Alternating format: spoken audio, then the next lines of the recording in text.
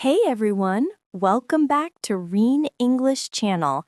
I'm Emma, and I'm here with my favorite co-host, Jack.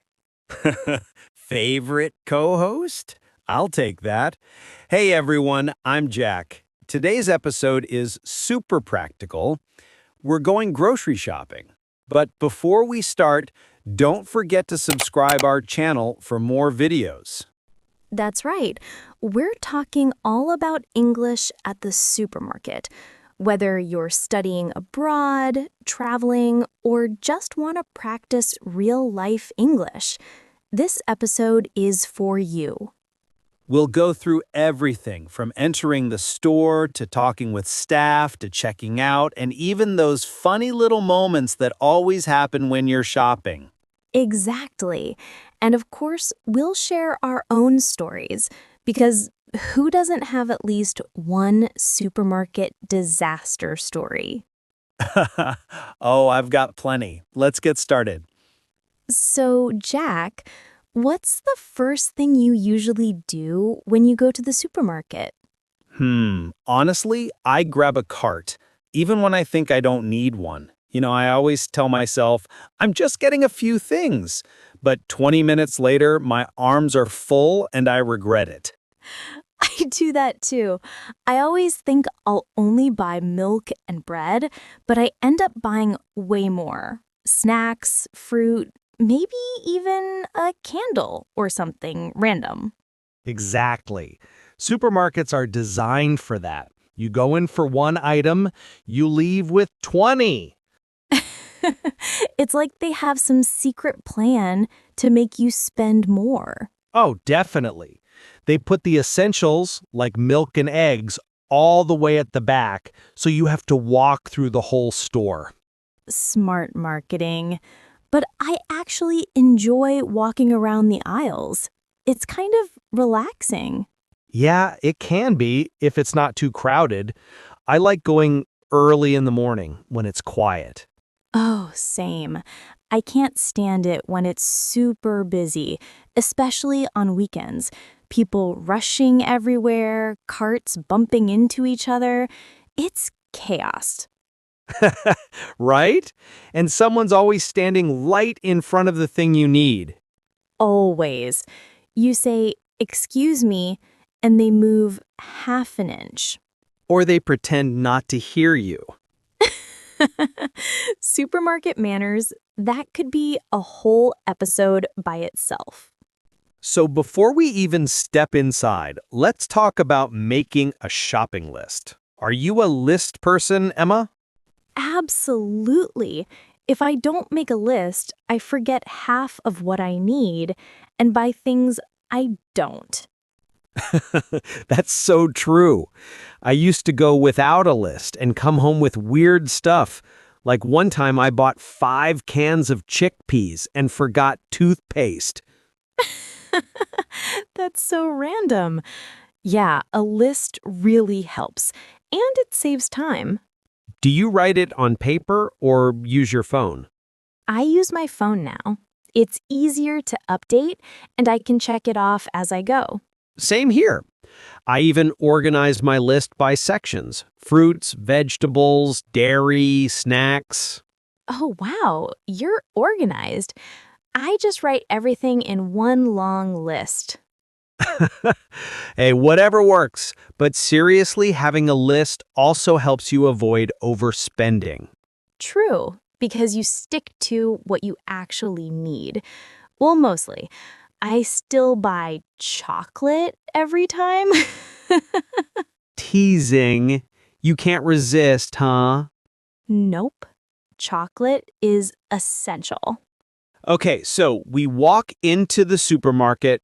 What's the first section you go to, Emma? Honestly, I usually go to the produce section, fruits and vegetables. It's always so colorful and fresh. Yeah, it's a nice start. I love seeing all the different kinds of fruits, especially tropical ones. Oh, yeah. Mangoes, pineapples, dragon fruit. They make me feel like I'm on vacation. Right? And I always end up buying avocados, even if I don't plan to. The power of avocados. But the tricky part is finding a ripe one. Oh, yes. You pick it up, squeeze it gently, and think, maybe tomorrow. Exactly. Either they're too hard or too soft. There's no in between. And you always find the perfect one after you've already paid. That's so true. So when you shop, do you go for brand names or store brands? Depends. For things like cereal or snacks, I sometimes go for the brand I know. But for basics like sugar or rice, store brands are fine. Yeah, same here. Store brands can be surprisingly good and cheaper. Definitely. I also love checking discounts. If something's buy one, get one free, I feel like I won the lottery. Right? You don't even need it, but you buy it anyway because it's on sale. Exactly. I once bought 5 jars of pasta sauce just because they were discounted. That's how they get you, Emma. I know. I'm such a sucker for deals. Now let's talk about conversations at the supermarket. You know, the little interactions you have. Yeah. Like when you can't find something, I always go, "Excuse me, where can I find the..." Exactly. Or do you have any more of this in stock? Right. And sometimes staff are super friendly and helpful. And sometimes not so much. True. I remember once I asked where the flower was, and the guy pointed in a random direction. I ended up walking around for 10 minutes. Oh no. Yeah, I've had that too. But usually they're kind. I always say thank you after they help me. It makes a big difference. Yes, good manners go a long way. Okay, confession time. Have you ever dropped something in the supermarket? Oh, yes. Once I knocked over a whole stack of apples. They rolled everywhere. Oh no. It was like a movie scene, me chasing apples across the floor. That's amazing. I once broke a jar of tomato sauce. It exploded everywhere, red all over the floor. Oh no, that's the worst. I was so embarrassed, but the staff were nice about it. Yeah, accidents happen, but those moments stick with you forever. For sure. Now, every time I see tomato sauce, I walk extra carefully. Traumatic memories. Let's talk about shopping habits. Are you the type who likes to go once a week or every few days? Once a week, definitely. I plan my meals, make a list, and get it all done in one go. Wow, you're disciplined. I'm more spontaneous. I go whenever I feel like it or whenever I run out of something.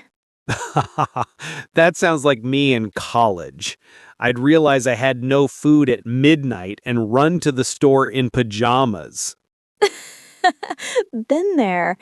Supermarkets at night are kind of peaceful, though. Yeah, empty aisles, soft music, no lines. It's the best. Totally agree. So after all that shopping, it's time to check out. Are you more of a self-checkout or cashier person? Oh, I prefer cashiers. Self checkout always stresses me out Why? because the machine always beeps and says, "Unexpected item in the bagging area." Oh, yeah, I know that feeling. I actually like self-checkout, though. It's faster if you know what you're doing. True, but I like chatting with the cashier. Sometimes they're really nice.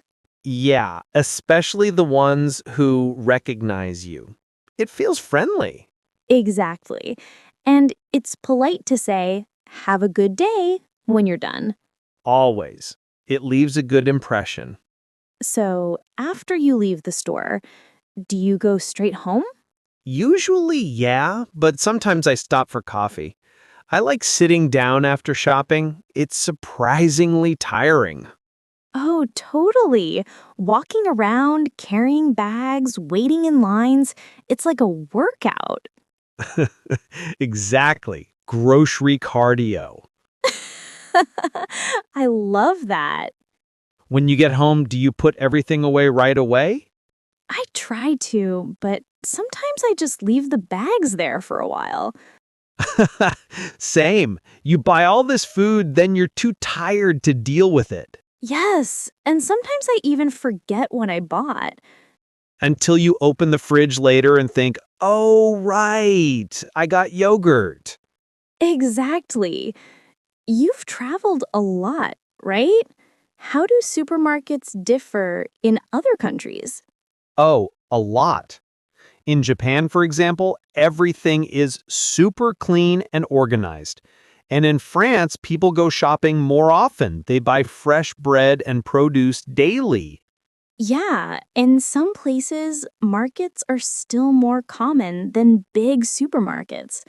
Right. I love that. Buying fresh fruit from local vendors feels so personal. True. And in some countries, they don't use plastic bags anymore. You have to bring your own, which is great for the environment.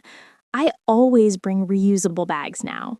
Me too. I keep them in my car so I don't forget. Good habit.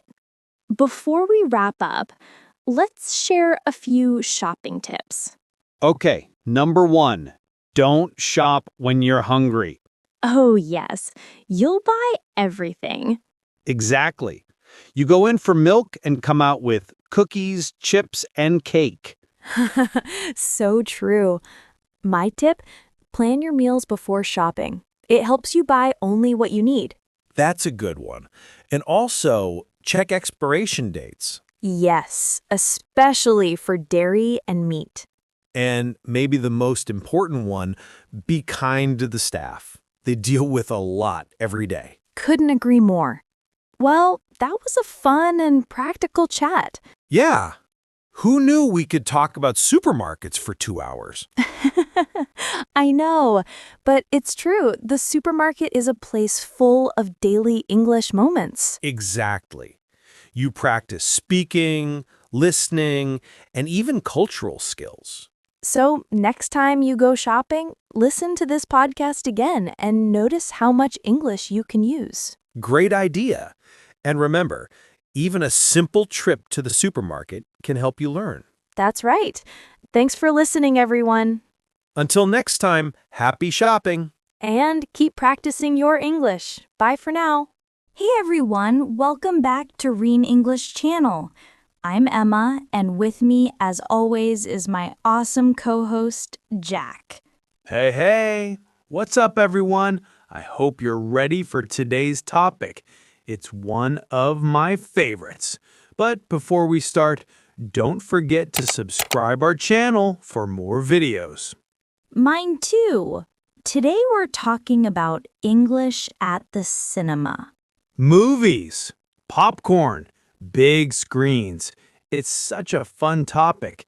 And honestly, there's so much English you can use and hear at the cinema. Exactly. Whether you're buying tickets, ordering snacks, or chatting with friends after a movie, there's tons of natural conversation. So, grab your popcorn, get comfy, and let's dive in. Okay, Jack, imagine this. It's Friday night and we've decided to see a movie. What's the first thing we do when we arrive at the cinema? Well, I'd say the first thing is checking what's showing. The list of movies and showtimes. Right. You look at the big board or screen that shows all the movie titles, times, and formats like 2D, 3D, IMAX. Yeah, and that can get confusing sometimes. Like, you see something like 7:30 p.m., Screen 5, English, subtitled. You have to make sure it's the version you want. Oh, totally. Especially when you're abroad. You might accidentally buy tickets for a dubbed version in another language. Been there. When I was in Spain, I accidentally watched a superhero movie in Spanish. I understood nothing, but I still enjoyed it. That's hilarious. You probably just watched the action scenes and guessed what was happening. Exactly. Who needs dialogue when there's explosions? Classic Jack. Okay, now that we've picked the movie, let's buy the tickets. Right. Usually you can buy them at the counter or online. Yeah, let's pretend we're at the counter. I'll be the cashier and you'll be the customer. Perfect. Here we go. Hi there. What movie would you like to see today? Hi. 2 tickets for The Time Traveler, please. Sure. What time? The 7:30 show, please. Great. Would you like standard or VIP seats? What's the difference? VIP seats are bigger and more comfortable, and they come with free popcorn. Oh, that sounds nice. Okay. 2 VIP seats. Perfect. That'll be $24 total. Here you go. Thanks. Here are your tickets. Enjoy the movie. Thanks a lot. See? Super simple, but that's real English you'll hear at the cinema. Totally. And sometimes they ask if you have a membership card or if you'd like to upgrade your seats. Oh, yeah, or if you want to pre-order snacks. I've noticed some cinemas even let you choose your seats on a touch screen. Yeah, that's actually my favorite part. I like picking the middle seats. Same. Not too close, not too far, perfect view. Now, my favorite part, snacks. Of course! No movie is complete without popcorn. Right? So let's act that out too. This time, I'll be the snack counter person. Okay, let's do it. Hi there. What can I get you today? Hi, can I have a large popcorn, please? Sure. Would you like sweet or salty? Sweet, please. And maybe a Coke as well. Regular or large? Regular, please. Anything else? Do you have nachos? Yes, we do. With cheese or salsa? Cheese, please. Perfect. That'll be $12.50. Here you go. Thanks. Enjoy the movie. Honestly, ordering snacks is one of the most fun parts of the experience. Totally. And sometimes the lines are long, but that smell of popcorn, it's worth it. Oh, yes. It's like the smell hits you as soon as you walk in. They probably do that on purpose. It's marketing. Definitely. You can't say no once you smell it. Okay, we've got our tickets and snacks. Now we head to the theater. Right. You show your ticket to the staff at the entrance, and they usually say something like, Screen 5 down the hall to your right. Exactly. And then you find your seats. That's always a little awkward in the dark. Oh, yeah. Especially if the movie already started. You're like, excuse me, sorry, stepping over people's feet.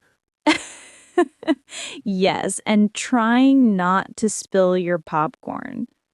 It's like a mini obstacle course. I know.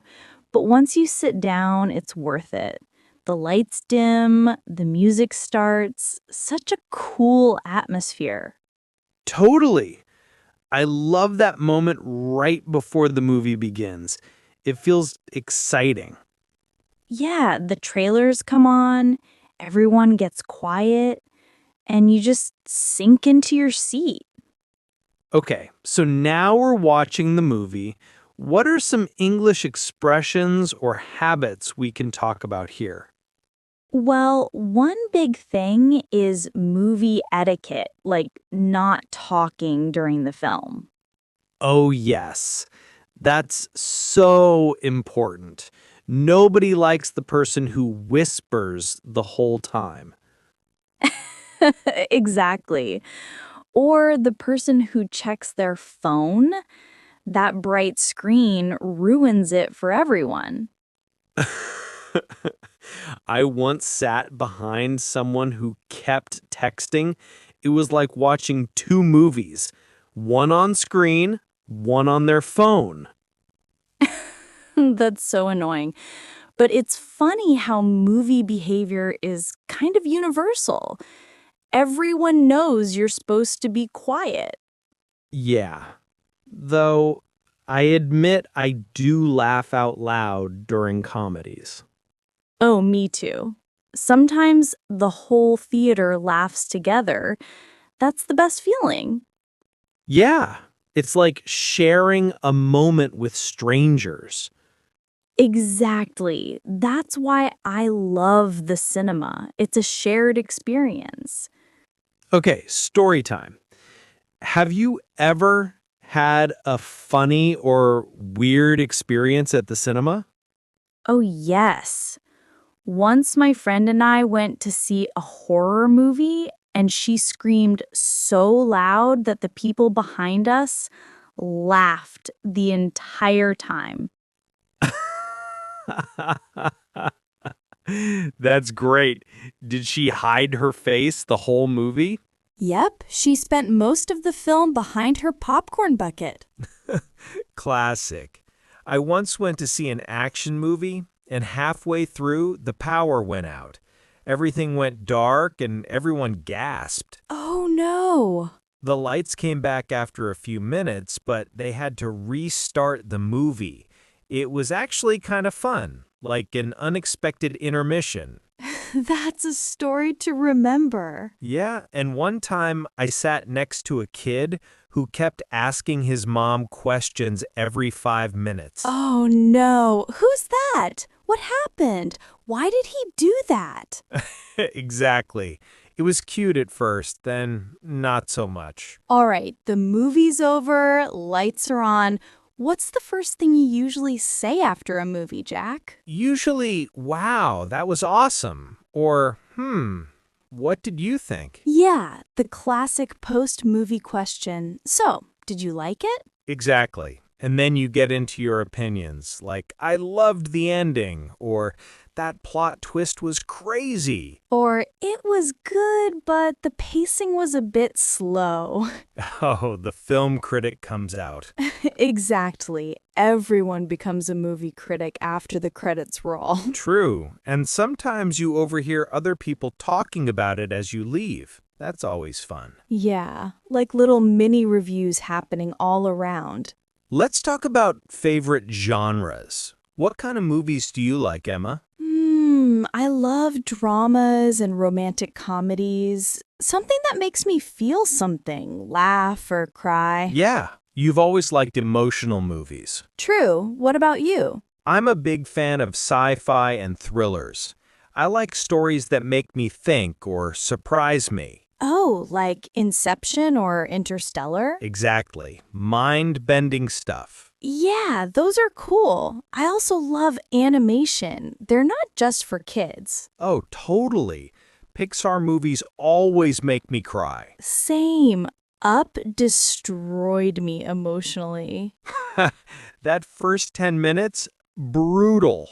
But beautiful. You know what's funny? We use movie phrases in everyday life all the time. Oh, like what? Like, that's not how it happens in the movies, or This feels like a movie scene. True. Or spoiler alert when someone gives away the ending. Yes, I say that all the time. Or plot twist when something unexpected happens in real life. Yeah, movies really influence our daily English. Let's talk about social side, going to the movies with friends. Yeah, it's one of the easiest hangout plans. You don't have to talk too much, just enjoy something together. True, but deciding what to watch can be a nightmare. Oh, yes, I want comedy. No, let's watch horror. Endless debate. And then you finally agree, but the movie sold out. Yep, every time. But that's part of the fun. These days, a lot of people prefer watching movies at home. Yeah, streaming has changed everything. True, but do you think cinemas will disappear? I don't think so. Watching a movie in a theater is still special. The sound, the screen, the energy, you can't get that at home. Totally agree. It's like an event. Yeah. At home, you can pause and check your phone. In the cinema, you're completely in it. Yes, it's immersive. That's what makes it magical. Wow, we've been talking for almost 2 hours about movies. Time flies when you're at the cinema or talking about it. True. I hope today's episode helps our listeners feel confident speaking English in real-life situations, like buying tickets, ordering snacks, or just chatting about movies with friends. Exactly, because English at the cinema isn't just about words. It's about enjoying life and connecting with people through stories. Beautifully said, Emma. Thank you.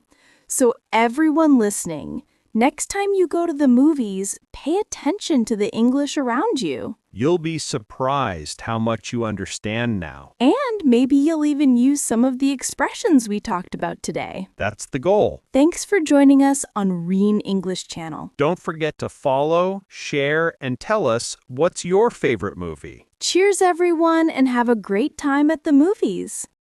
Hey everyone, welcome back to another episode of Rian English Channel. I'm Emma. And I'm Jack. Today, we're going to talk about something that I think a lot of people have on their minds, high-income skills. But before we start, don't forget to subscribe our channel for more videos. Exactly. These are the kinds of skills that can actually change your life, not just in terms of money, but also freedom, confidence, and the ability to build the life you want. Right. It's not about working harder, it's about working smarter. We'll talk about what high-income skills really are, examples of them, and how anyone, even if you're just starting out, can begin learning one today.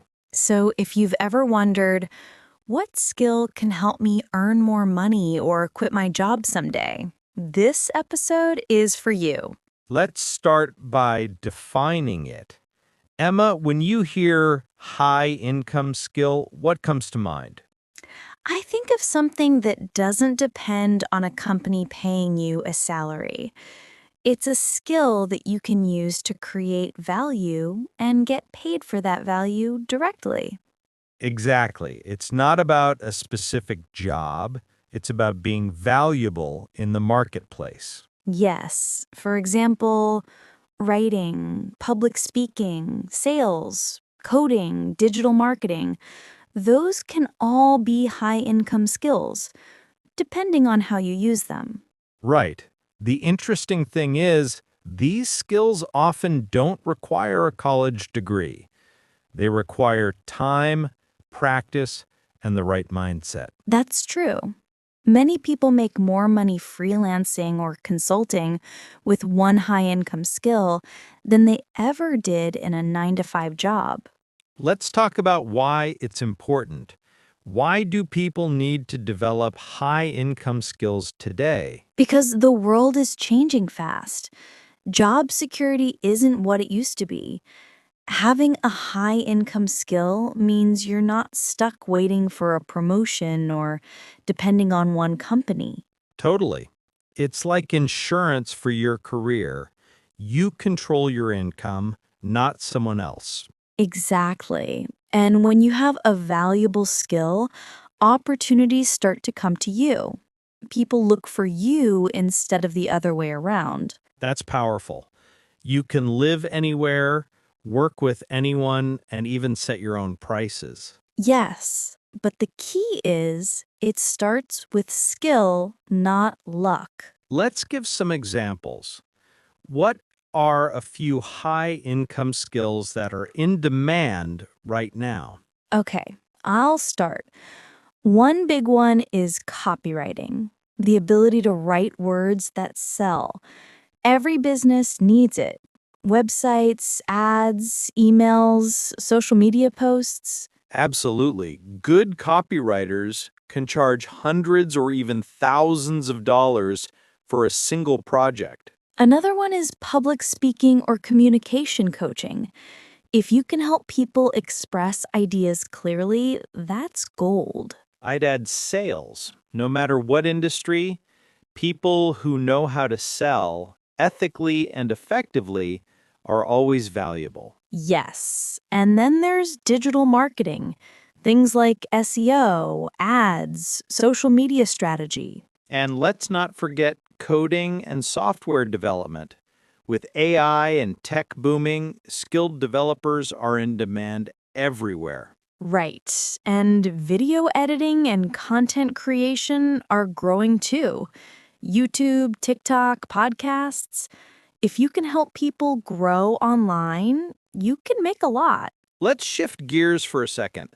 Before you learn this skill, you need the right mindset. Yes. Many people think, I'm not smart enough or I don't have time.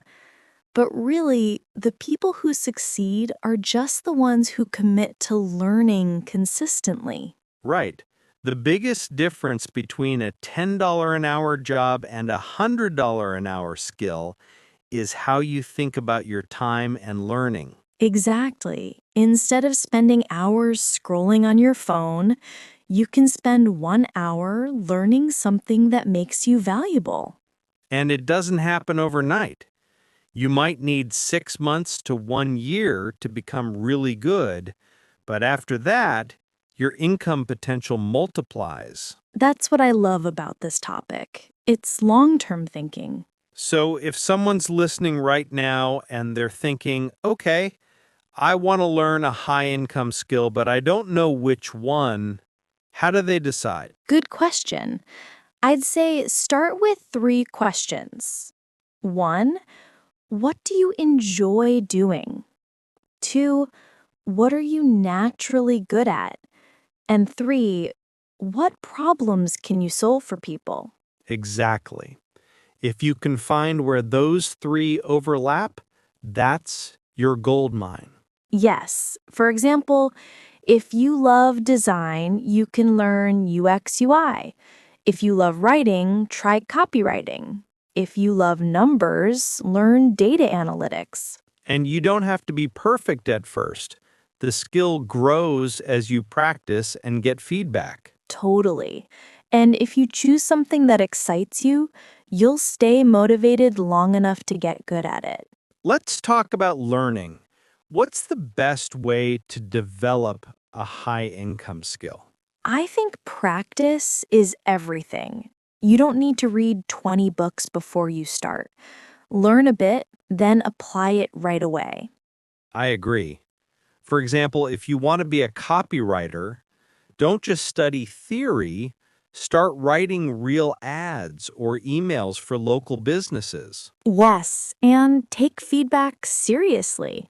Every mistake teaches you something new. And nowadays, with online platforms, YouTube, Udemy, Coursera, you can learn from top experts for free or at low cost. Exactly. There's no excuse not to start. Now, let's say someone's learned a skill. How do they start making money with it? Start small. Offer your skill to friends, small businesses, or on freelance sites like Upwork or Fiverr. Focus on building your portfolio. Yes, and once you have examples of your work, you can increase your prices. That's right. Confidence grows with experience, and if you deliver good results, clients will recommend you. Word of mouth is powerful. One happy client can lead to 5 more. Exactly. It's not about having a fancy website, it's about solving real problems. Eventually, a high-income skill can become more than just a freelancing. It can become a business. Yes, you can build a personal brand, teach others, or create digital products. Like a course, a YouTube channel, or a coaching program. Exactly.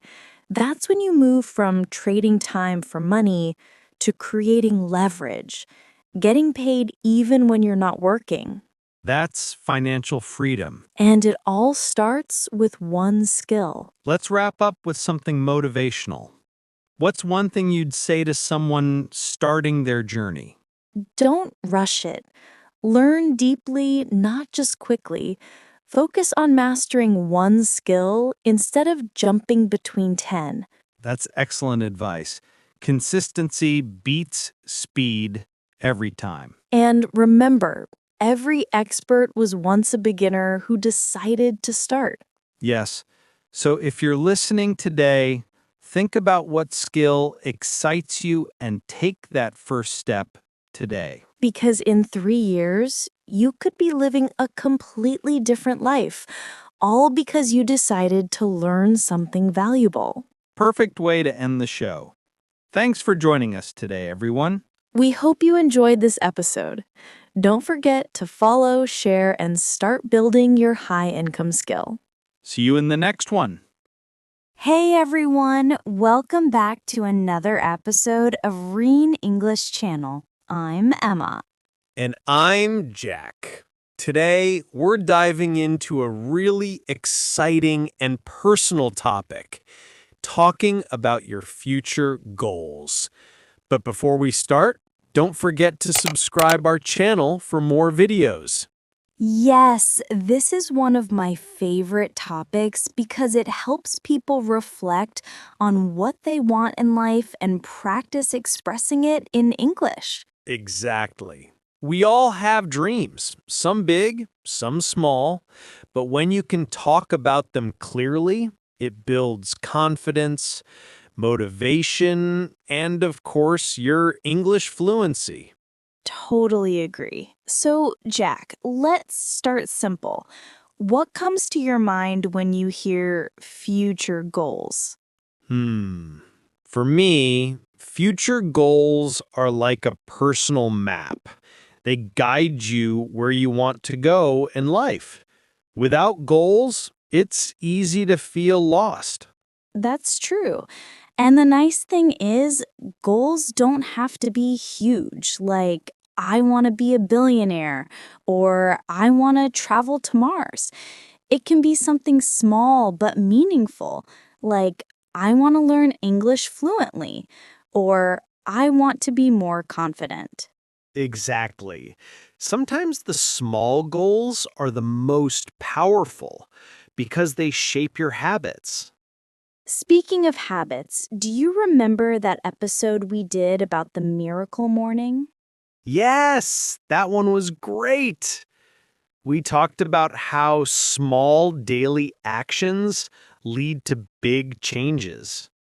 Right, and I think that connects perfectly to today's topic.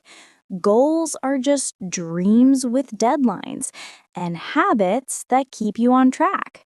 Okay, Emma, let's make this personal. What's one of your future goals? Good question. One of my biggest goals is to open my own language cafe, a place where people can practice English while enjoying coffee. That sounds amazing. Like a friendly space for learners? Exactly. A place that feels relaxed, where you can order your drink and then join a group conversation table to practice speaking naturally. That's brilliant. You'd mix two of your passions, teaching and coffee. Haha, yes. It's like my dream life. What about you, Jack? For me, my future goal is to write a book, something about personal growth and communication. I've always loved storytelling. Oh, that fits you perfectly. You're such a natural communicator. What would the book be about exactly? I think it would be about how small conversations can change your life. You know, how one kind word, one deep talk, or one connection can change your direction. Wow, that's deep. I definitely read that. Thanks. Writing a book is a big goal, though. It takes time, discipline, and patience. True, but it's worth it. Goals like that teach us persistence. So, Emma, when you think about your goal, opening a language cafe, how do you break it down? I like to divide it into small steps. First, I'm learning business basics, then saving money, next, finding a good location. Perfect. That's called goal chunking, breaking a big dream into smaller, realistic actions. Exactly, because if I only focus on the big dream, it feels scary and impossible. But small steps make it manageable. Yes, like for my book, my first step is writing one page every morning. That's a great strategy. Many people don't start because they wait for the perfect time. Right, but the truth is, there's never a perfect time. The best time is when you start. Let's talk about career goals. I think most listeners are interested in improving their careers or getting better jobs. Definitely. So, Emma, what's one career goal you had when you started teaching English? At first, my goal was just to help people speak English confidently. But over time, it became about connecting people through language. I love that. You turned a simple goal into a meaningful mission. Yeah, and what about you? My career goal is to help people use English to improve their lives, not just their grammar. That's powerful because language is a tool, not just a subject. Exactly. You can use English to travel, study abroad, work internationally, or make friends around the world. Let's move to financial goals. People sometimes feel shy talking about money, but it's an important part of life. Absolutely. Having financial goals doesn't mean being greedy, it means being smart and responsible. So, what's your financial goal, Jack? I want to reach a point where my money works for me. Passive income, investments, and financial freedom. That's a great goal. I also want to be financially independent, not rich, but free. Yes, financial freedom means having choices. Exactly. And again, it's about small steps, saving a little every month, learning how to manage your money, and investing in yourself. Emma, let's talk about mindset because your mindset decides if your goal lives or dies. So true. I think one of the most powerful beliefs is I can learn anything if I try. Yes, people give up too soon. They say, I'm not good at English instead of I'm learning English. Exactly. Changing that one sentence changes everything. So, if someone wants to talk about their future goal in English, what should they do first? Start simple. Say, in the future, I want to, or my goal is to, and then explain why. Perfect. Adding why gives your goal meaning. Yes. For example, I want to be a teacher because I love helping people learn. That's more powerful than just, I want to be a teacher. Emma, have you ever felt afraid to chase your goals? Oh, yes, many times. Especially when people said, that's too hard or it's impossible. How did you handle it? I reminded myself why I wanted it. My reason was stronger than my fear. That's a great tip.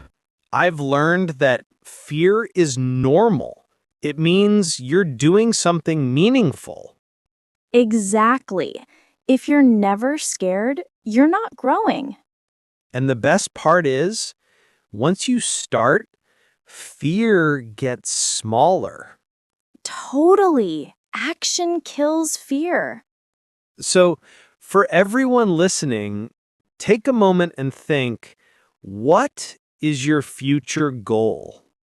It could be learning English, starting a business, or becoming healthier. Yes, and remember, goals don't have to be perfect. They just have to be yours. Beautifully said. And if you don't know yet, that's okay too. Just start exploring what excites you. Exactly. Curiosity is the first step towards purpose. Let's talk about daily actions. How do we make sure we stay on track? I believe in routine. Do something small every day. If your goal is to learn English, listen to 10 minutes of English daily. Yes, consistency beats motivation. Exactly. Motivation comes and goes, but discipline keeps you going. I write my goals on sticky notes and put them on my mirror. It reminds me every morning. That's a great idea. I use a journal. Every night, I write what I achieved that day. Nice. That helps you stay grateful too. Emma, do you ever imagine your future life? All the time, visualization is a powerful tool. I picture my cafe, the smell of coffee, the sound of people chatting in English. That's awesome. I imagine holding my book in my hands with readers sending me messages saying it changed their lives. Wow, that's powerful. When you can see it, you believe it. Yes, the brain believes what you repeatedly imagine. Exactly. That's why people who visualize their goals often achieve them faster. Before we end, Emma, what's one piece of advice you'd give to anyone chasing a goal? Don't wait for permission.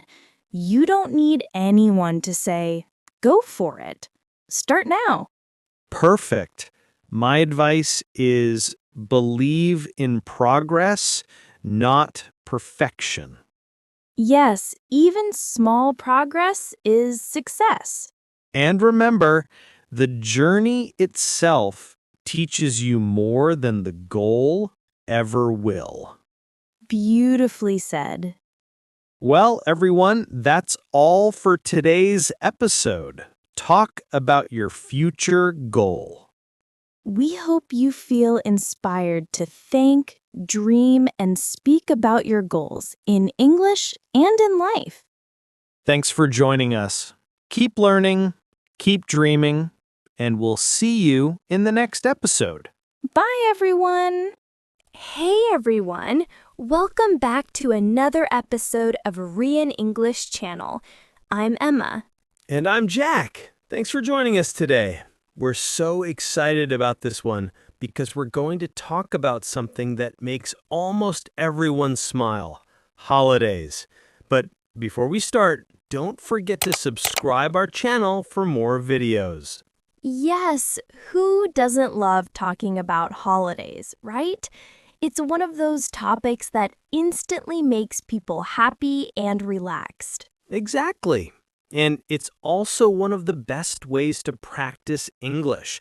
When you talk about your holidays, you naturally use past tense, describe experiences, emotions, and even culture. Totally. And today we're going to have a real conversation about our holidays, where we went, what we did, what went right, what went wrong, all those little details that make travel stories so much fun. Right.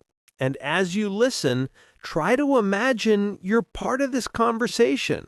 Think about your own last holiday. How would you describe it? What would you say first? That's a great idea. So, Jack, let's start simple. When was your last holiday? Let me think. My last proper holiday was about 6 months ago. I went to Italy. Ooh, Italy.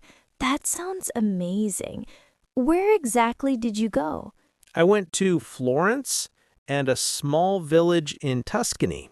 It was kind of a mix between a city and countryside holiday. That sounds perfect. A bit of culture, a bit of nature. What did you do there? Well, Florence was all about art, history, and food. I visited the Uffizi Gallery, saw Michelangelo's David, and ate way too much gelato. Laughs. There's no such thing as too much gelato in Italy. True. And in Tuscany, I stayed at a small farmhouse surrounded by vineyards. Every morning I woke up to birds, sunlight, and the smell of fresh coffee. It was just peaceful. That sounds like a dream. I think the countryside holidays are the best for that. Peace and quiet. Did you do any wine tasting? Of course, Tuscany is famous for it. The owner of the farmhouse had his own small vineyard, and he invited us for a tasting one evening. It was one of those moments you never forget. Wow, that's such a beautiful experience. And how long were you there? About 10 days in total. Honestly, it felt too short. Laughs. Holidays always feel too short. So true. What about you, Emma? What was your last holiday like? Mine was actually quite different from yours. I didn't go abroad. I decided to have a staycation, a holiday at home. Nice. That's becoming more popular lately. What did you do? I took a week off from work and decided to explore places around my city that I'd never visited before. It was surprising how many cool spots were just a few hours away. I love that idea. Sometimes we forget how many great things are near us. Exactly. I went to a botanical garden, a local art museum, and a small lake just outside town. It felt like traveling without all the stress of airports and packing. That actually sounds really refreshing. No jet lag, no long flights, just relaxation. Yeah, and I even booked one night at a cozy little bed and breakfast just outside the city. It gave me that holiday feeling, even though I wasn't far from home. That's clever. Did you completely unplug, like no work emails or social media? I tried. Laughs. The first 2 days were hard, but then I really started to enjoy being offline. I read books, cooked new recipes, took walks, and just relaxed. That sounds like a perfect mental reset. Sometimes you don't need to go far to feel rested. Exactly. So, between your trip to Italy and my staycation, I think we've covered two very different styles of holidays. Yeah, totally. And I think it's interesting how the purpose of holidays can be so different. Some people want adventure, some want rest, and others want connection, like visiting family. True. Speaking of that, do you ever take holidays to visit family? Yes, sometimes. My parents live by the coast, so I usually visit them once or twice a year. It feels like a mini holiday because they live near the beach. That must be lovely. I love the ocean. The sound of waves instantly makes me relax. Same. I think holidays by the sea have a special kind of magic. So, what's your ideal type of holiday? Beach, city, or mountains? Good question. I'd say beach, but not too crowded. I love quiet beaches where you can read, swim, and just enjoy the sunset. I can totally see that. For me, I'd say mountains. I love hiking, cool air, and the feeling of being surrounded by nature. Ah, so you're more of a mountain person. I'm definitely more of a beach person. Laughs. That's what makes conversations like this fun. We all enjoy different things. Exactly. And that's something great for learners to notice. When you talk about holidays, you can express preferences, emotions, and even culture. Yes.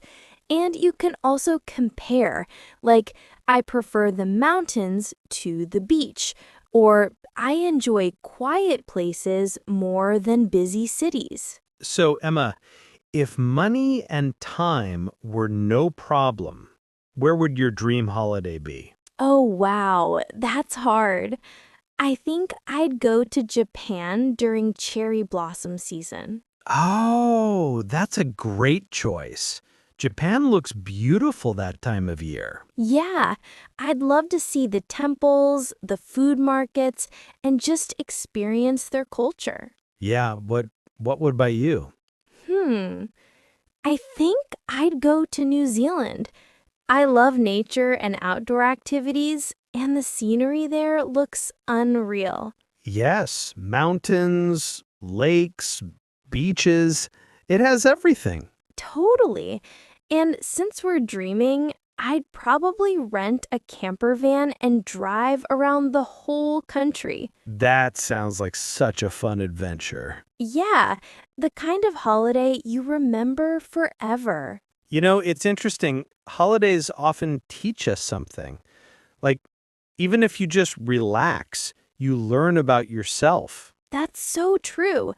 My trip to Tuscany actually taught me how much I value slow living. Yes, sometimes you realize you've been rushing too much. Holidays remind you to slow down. Exactly. And for you, your staycation, maybe it taught you that you don't have to go far to feel happy. Exactly. It reminded me that peace is not about where you go, but how you feel. That's beautiful, Emma. Thanks. I think holidays are more than just fun. They're about balance, reflection, and connection. I agree.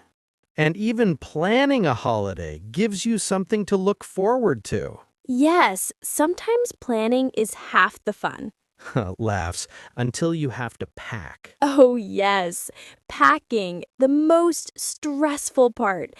Do you pack early or at the last minute? Definitely last minute. I always tell myself I'll start early, but it never happens. Same here. And I always end up forgetting something. Laughs. That's part of the tradition. Maybe we should do an episode called How to Pack Like a Pro. Yes, that would be a good one.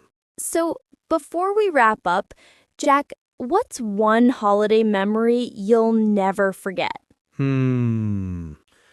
Probably watching the sunset in Tuscany with a glass of wine, feeling completely at peace. That sounds amazing. What about you? Mine would be lying by the lake during my staycation, reading a book with no phone, no noise, just calm. Beautiful. So, friends, as you listen to us, think about your own holiday memories. Where did you go? What did you do? How did it make you feel? Yes, and try to tell someone about it in English. That's the best way to practice. Exactly. Describe your trip, share your stories, even small details. All right, that's all for today's episode. Thank you so much for joining us, everyone. We hope you enjoyed this relaxing chat about holidays and maybe got inspired for your next trip. And remember, sometimes the best holidays aren't the longest or the most expensive, but the ones that make you feel alive. Well said, Emma. See you all next time on Rian English Channel. Bye, everyone. Bye.